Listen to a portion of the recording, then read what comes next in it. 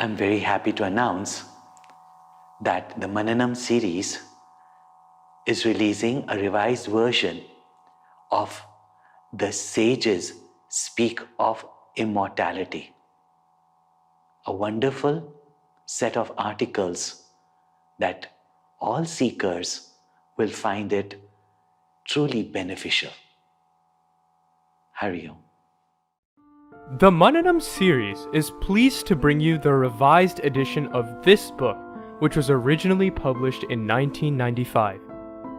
The editors have included some new articles and altogether a new section, Life and Death, in this edition. This book, that begins with a quote by Puja Gurudev, "Everybody dies but nobody dies," sets the theme for the entire subject matter of the book. The editors have briefly summarized the content in the beginning itself. The first section of the book focuses on questioning the reality of death. What dies and what does not die. The certainty of death and the uncertainty of how and when. Why we do not want to die. The second section is on what happens after physical death. Is there life after death?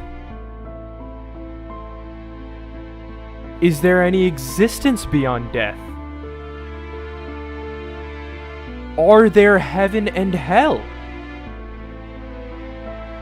What is heaven?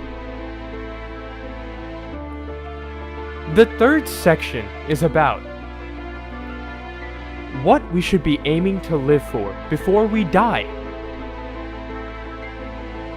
What is liberation while living or self-realization? Each article ends with questions for reflection and a short note on the next article. The final section is about the nature of immortality or eternal life. The contributing authors are from different faiths and traditions. The purpose of Mananam series has been to bring out the essential teachings of different schools of philosophy and religions, which will enhance the spiritual awareness of the readers who are looking for reliable sources of knowledge. We are thankful to all authors and the regular subscribers of Mananam. They will receive the book in few weeks. We request you also to become a subscriber to the Mananam series through the link given here. This book will be available very soon from Chinmaya Publications. Hari Om.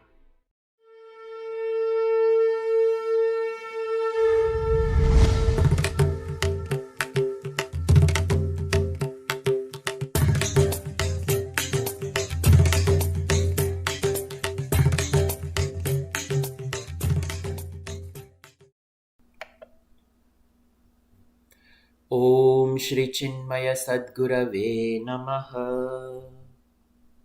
Hari Om. The highest teaching of Vedas is that thou art. You are that. The teachings reveals to us our higher nature. Even though we are embodied souls experiencing world individually, in reality, our true nature is that we are absolute divine conscious beings. This teaching is elaborated on the 18 chapters of Bhagavad Gita. Bhagavad Gita, Bhagavan Krishna in Bhagavad Gita leads us to the understanding of that thou art. Thou is taken and analyzed in the first 6 chapters. That is analyzed in the middle 6 chapters.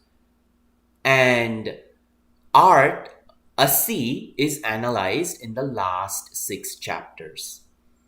The study of the 701 shlokas of Bhagavad Gita reveals to us our own true nature. Through the shoulders of Arjuna, Bhagavan is addressing all of us. In the very first chapter, the despondent state of the mind of Arjuna is actually our own mind. We do have difficulties dealing with this world. It is difficult for us to swallow certain situations presented to us in our life. No matter how brave and strong we are mentally, physically, emotionally, but sometimes situations drain us and we throw in the white towel. Such is the case of Arjuna. He is a strong Kshatriya warrior. He has been trained well. He has been nurtured and taken care of. But when the situation of war presents itself in front of him, he mentally breaks down. But the saving grace is he breaks down in front of Bhagavan Krishna. Bhagavan Krishna takes this opportunity to reveal to Arjuna his own true nature. In the subsequent chapters following the first chapter, Bhagavan reveals to Arjuna that he is not this decaying mass of body. He is neither the changing and fickle mind, neither is he the intellect. He is far more beyond the equipment of body, mind, and intellect. And Bhagavan reveals to him time and again that he is the divine consciousness. So the first 6 chapters, Bhagavan talked about the Jiva Swarupa, the nature of the embodied soul as a divine conscious being. Then Bhagavan said that you're going to have to put in some effort. And Bhagavan talks about the effort is yoga karma sukaushalam, dexterity in action. We should accept that we are in charge of our own life and we must learn to put the best foot ahead of us.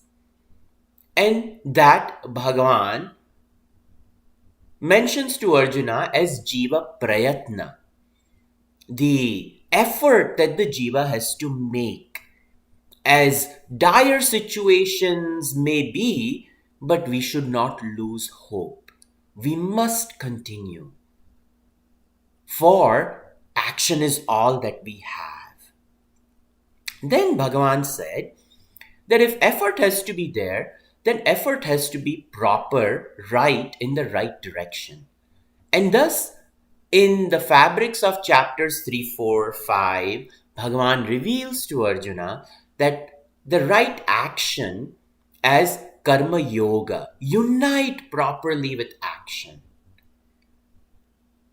Thus, when we walk the path of karma yoga with the understanding that I am that divine being, eventually the fickle mind settles down and the unresolved intellect resolves, and that is known as chitta shuddhi, purity of the intellect, mind-intellect complex, antakarana.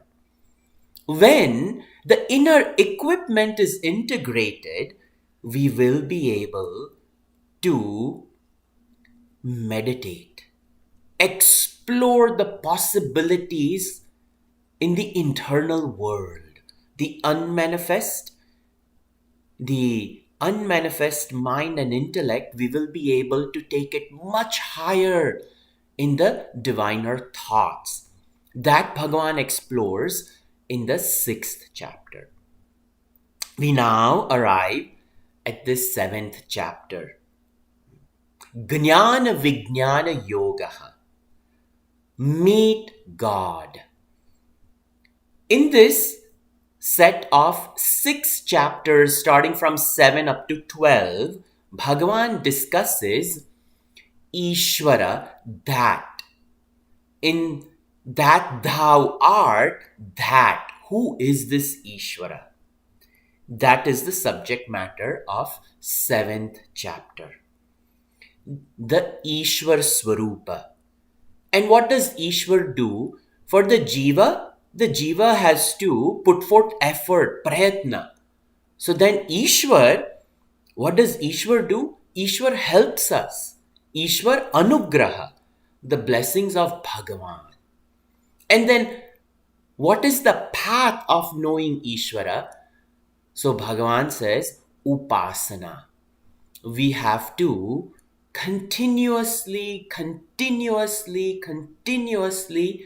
in our mind and intellect remember Bhagavan, understand Bhagavan, meditate upon Bhagavan, assimilate Bhagavan, and in the manifested world take the best step forward. This is the subject matter of the 7th chapter. Jnana Vijnana Yoga. Bhagavan starts out by saying, Jnanam teham savijnanam idam vakshamya sheshatah yajñātvā neha bhūyonyata jnātavyam avashishyate. Bhagavan says, I will reveal to you Jnanam and Vijnanam. Jnanam is the knowledge aspect. And Vijnanam is the knowledge which is assimilated. One is book knowledge and the other one is assimilated book knowledge, when the book knowledge is made personal. It is the direct perception of this knowledge known as Vijnana. So in the worldly matters, there are so many fields of inquiry, fields of study, and people go to colleges and universities to study, to acquire knowledge. And when that knowledge is assimilated, it allows them to be dexterous in that field. In the same way, over here in the spiritual knowledge, the Jnanam is presented as the knowledge in the scriptures, the knowledge of the manifested world. It is known as Saguna Brahman. So Jnanam is the Saguna Brahman, the manifested reality. And if this manifested reality is there, which has differences, then the differences come about from where? So there has to be a one conglomerate point from where all originates, and that is what Bhagavan refers to as the Vijnanam, the Nirguna Brahman. The Nirguna Brahman, the nameless, the formless, absolute, without any differences, without any distinction, which Bhagavan in this chapter says is the substratum from which all originates. So Bhagavan says, I will give you knowledge and I will give you this special knowledge, Vijnana, the realization of the Nirguna Brahman. So in a very simple way, the Saguna Sakar and Nirguna Nirakar, Bhagavan is saying, I will reveal that to you. Then Bhagavan, after introducing the subject matter, he talks about the glory of this knowledge. And the glory of this knowledge is that so many people put forth effort, but it is difficult for people to achieve this. Yatatam api siddhanam kaschin mam vekti tatvatah. Very few will come to this understanding of Nirgun Brahman. There are so many reasons. So many of them don't even know where this truth is available. They may not know the path through which it is available. They may have a path of the Vedas, but may have not acquired a competent teacher to lead them through it. Thus, Bhagavan says that it is difficult for people to sieve through the Saguna Brahman to come to Nirguna Brahman.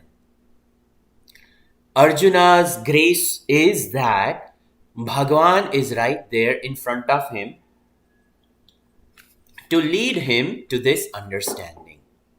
Then Bhagavan proceeds further on the fabric of shlokas 4 all the way up to 12. Bhagavan talks about the essence of who is Paramatma. He reveals himself. This is meet God. Who is Bhagavan? In this, that pada, what is that?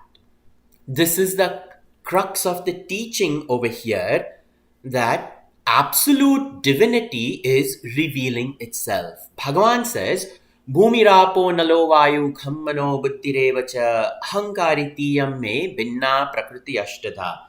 Bhagavan says that there is an eightfold prakriti, the five great elements, mind, intellect, and ego, the subtle matter and the gross matter put together. Bhagavan says that this is my lower nature, this is apara prakriti. And para prakriti, Bhagavan is saying that this para prakriti, jiva bhuta mahabaho yayedam dharyate jagata. And it is my para prakriti which upholds this multitudes of all these worlds, is upheld by my absolute nature. So what is Ishvara? So Ishvara in simple language consists of the lower and the higher. The lower being matter and the higher being conscious. The lower being matter, the higher being spirit. So what are some basic differences between the two? So when we say the lower Bhagavan talked about as the eightfold apara prakriti. It is jada, it is not sentient, it is saguna, it is with qualities. Sakar, it is with forms. It is savishesha, it has distinctions within itself, and it is dependent upon the higher. So it is paratantra. Now when we look at the higher, the world of spirit, the world of absolute, the world of consciousness, it is chetan, it is conscious. This conscious is nirguna, it is devoid of qualities. Nirakar, it is devoid of forms, names and forms. Not only that, it is nirvishesh, it has no distinction, it is one homogeneous mass of awareness, consciousness, and it is absolutely independent. Versus matter finds its dependency on conscious for it to express itself. So the Ishwar, who is this Ishwar? Ishwar is the admixture of the para and the apara. And then Bhagavan says that he's the admixture of both of them. And he reveals that he is the cause of this pluralistic world. What we see as the apara, the lower, it is him the higher who is the cause of the lower. And as a cause, he's not a cause like a pot maker making a pot, where the pot maker is different from the pot, utilizing the material of the clay and the round wheel to create the pot. So the pot maker, the instrument, and the material with which the clay pot is created. But over here, that's not true. Over here, Bhagavan himself is the efficient cause, the instrumental cause, and the material cause. It is known as abhinna nimitta upadana karana. And when one and only one thing is all three of them, the effect produced is illusion.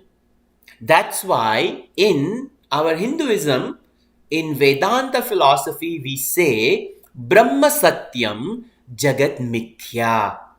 It is not that it doesn't exist, but the reality of it is illusion.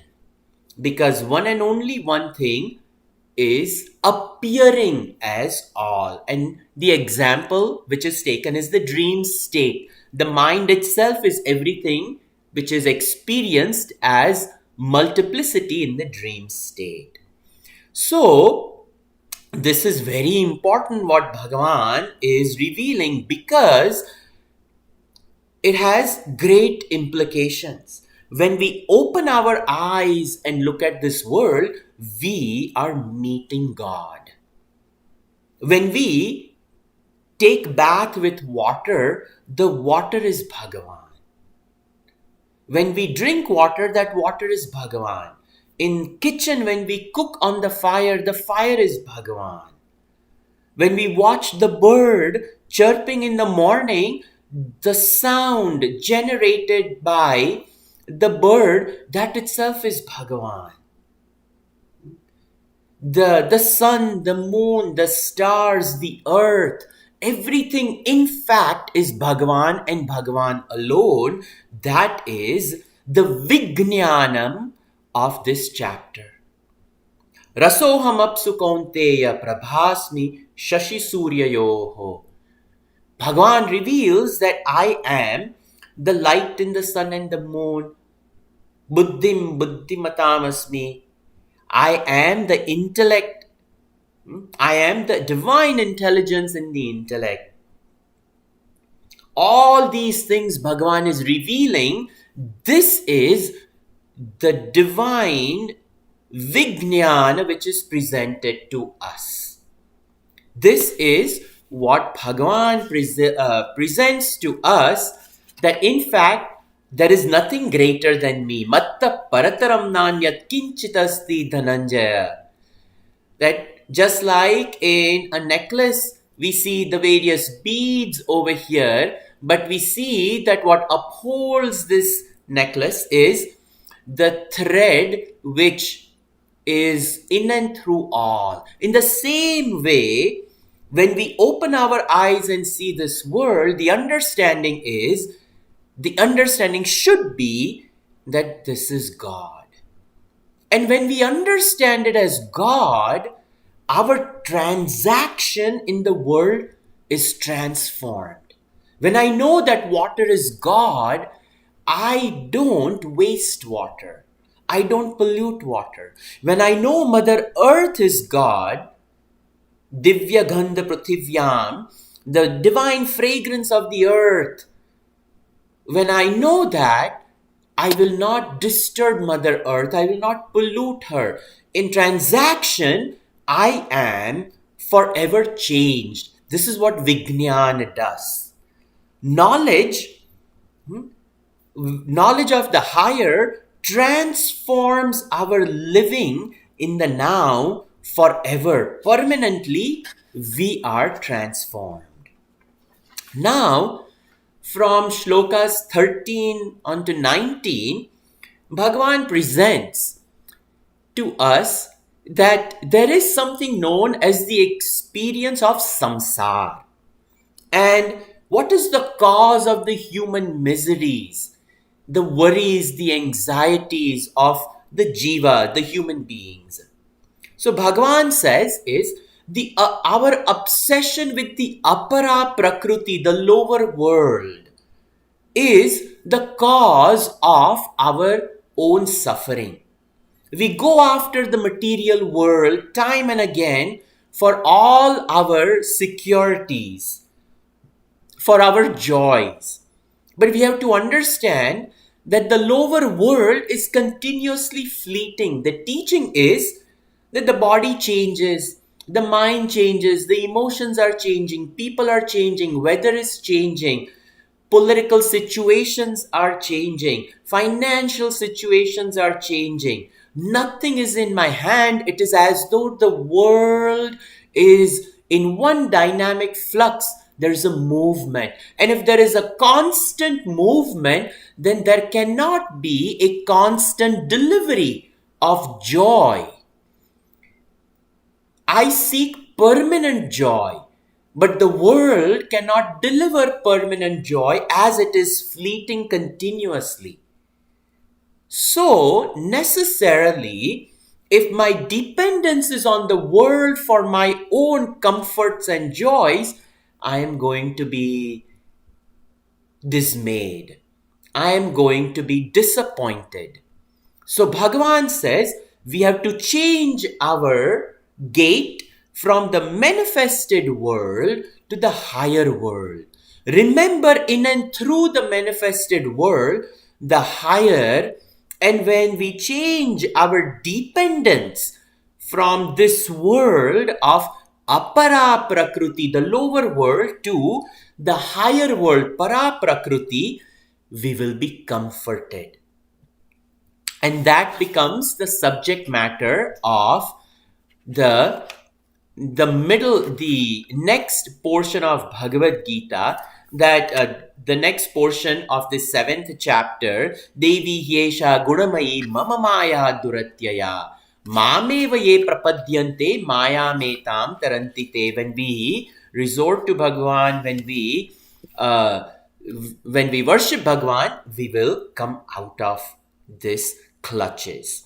Furthermore, Bhagavan says 4 different types of people are there.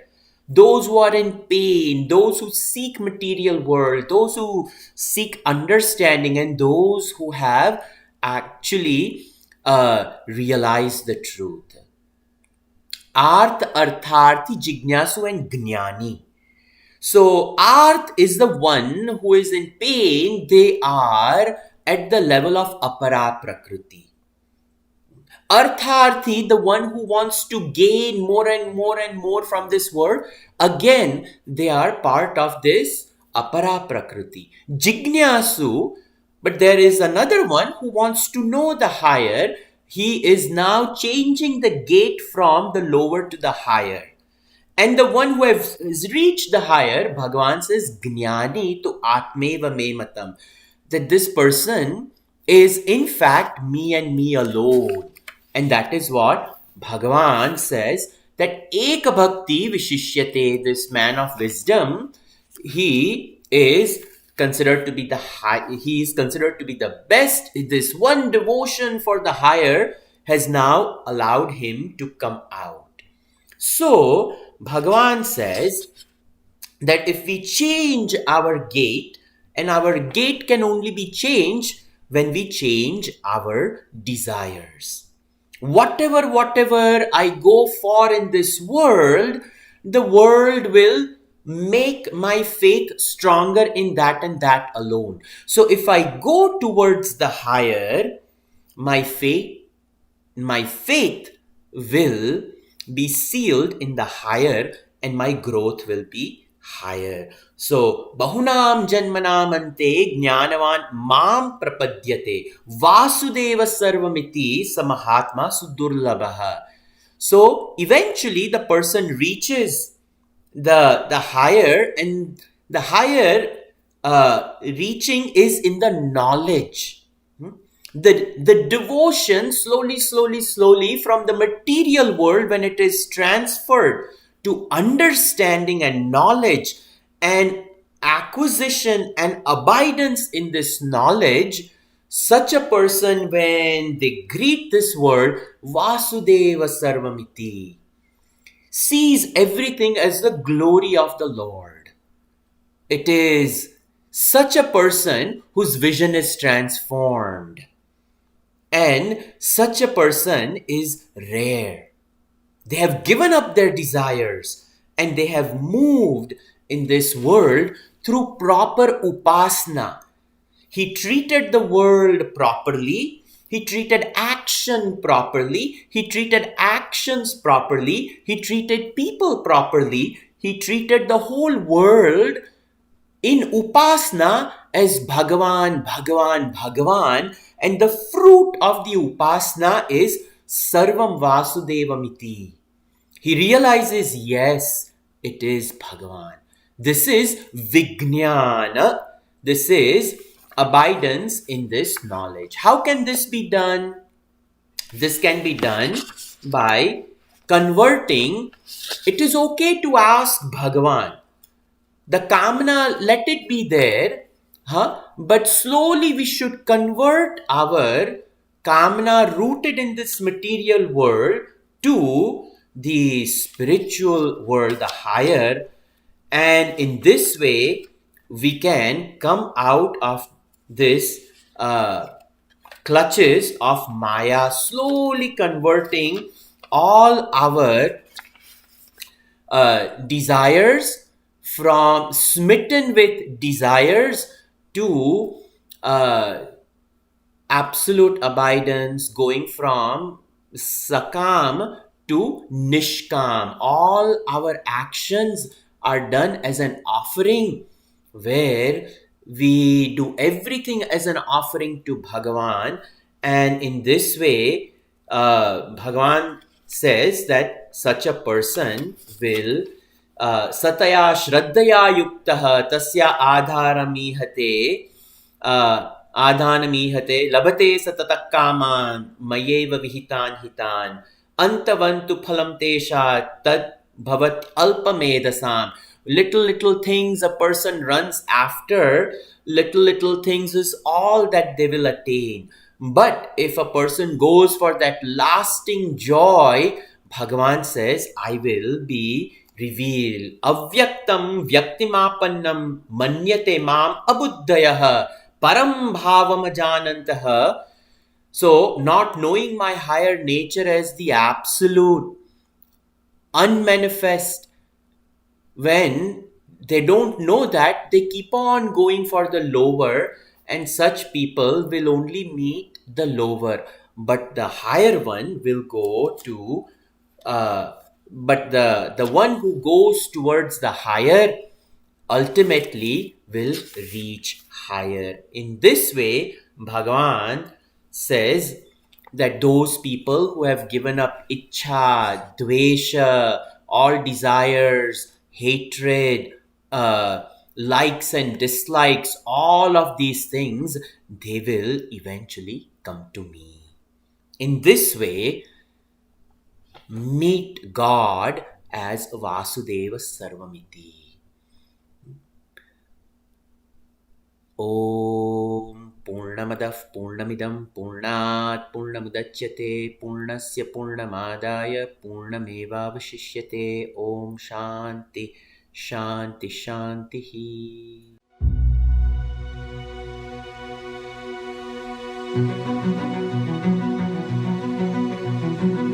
Bhagavad Gita is pointing out the higher ideal, the greater possibilities in human beings.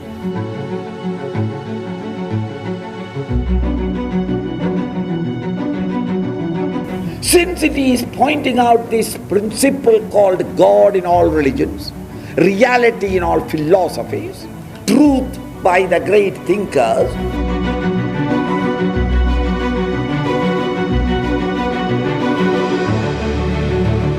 and therefore Bhagavad Gita also has been given the status of a scripture, but it is a scripture with a difference.